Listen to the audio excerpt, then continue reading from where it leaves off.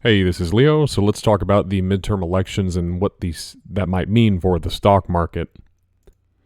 So typically, the midterm elections in between presidential elections, they typically are a reflection on what the sitting president has been able to do. So basically, if the overall people in America are satisfied with the president, then they typically vote towards his party. But if they're very dissatisfied, you can typically see a flip in either the House or the Senate. So, obviously the economy has not been doing very well. We have record inflation. We have a lot of questionable foreign policy decisions. We have the Ukraine-Russia situation going on. So there's a whole lot of uncertainty within the market. And ultimately, the stock market doesn't like that. The market likes certainty. They like to know that things are going to continue very smooth, things are going to progress, earnings going up, economic growth, etc. So most economists and pollsters are expecting the Republicans to regain control of the House, but the Senate is a coin toss. So in my opinion, if the Republicans were to take control of the House and the Senate, ultimately I think that's going to be very good for the stock market. And the reason for that is because it would essentially be gridlock with policy coming out. And what the stock market does with that, it really doesn't have to do with political sides. If you had a Republican president and a Democrat controlling House and Senate, and you get into gridlock, the market would still like it because there's no big policy changes that could likely get passed through. You don't have these wild swings in, for example, if let's say currently they came out with a huge bill spending a couple $1 trillion. Well, the market wouldn't like that. And the reason being is that we currently have inflation. So if you're going to come out with a big spending package and you're going to spend a lot more money, all that's going to do is increase inflation and further hurt the economy. So the markets like gridlock. They like things to just continue as they've been going, not a lot of change. That makes markets happy. So if the stock market was a person, that person would be kind of sitting there and thinking, okay, well, now I can take a breath. There's no surprise news events coming. I can just go on about my day. That's kind of the way the stock market views gridlock within the political system.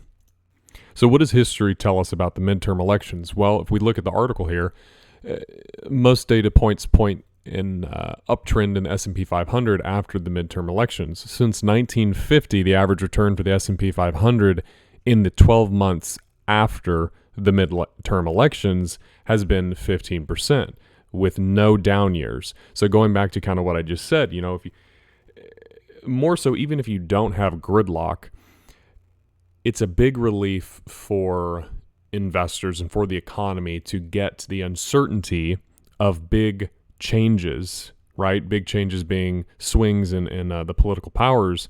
It's a big sigh of relief knowing what's going to happen. And so that's why we see a rally, right? So there's a lot of uncertainty in the market. Investors tend to pull back, right? But if you have the certainty, okay, midterm elections out of the way, we have a general idea of how it's going to go forward. So we can go ahead and invest some money here.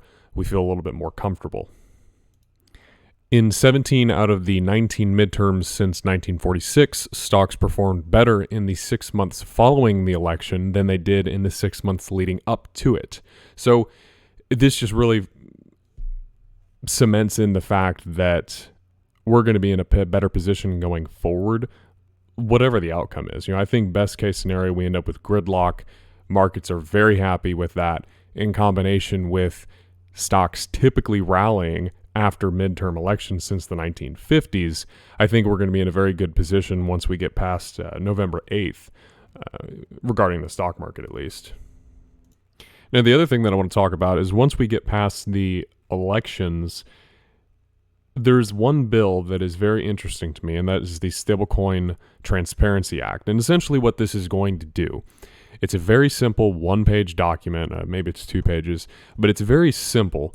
And that's practically unheard of whenever you have bills going in. You know, it's typically this 5,000 page document that nobody ever reads. They kind of get this general idea of what is in it, and then they go out and, you know, they vote.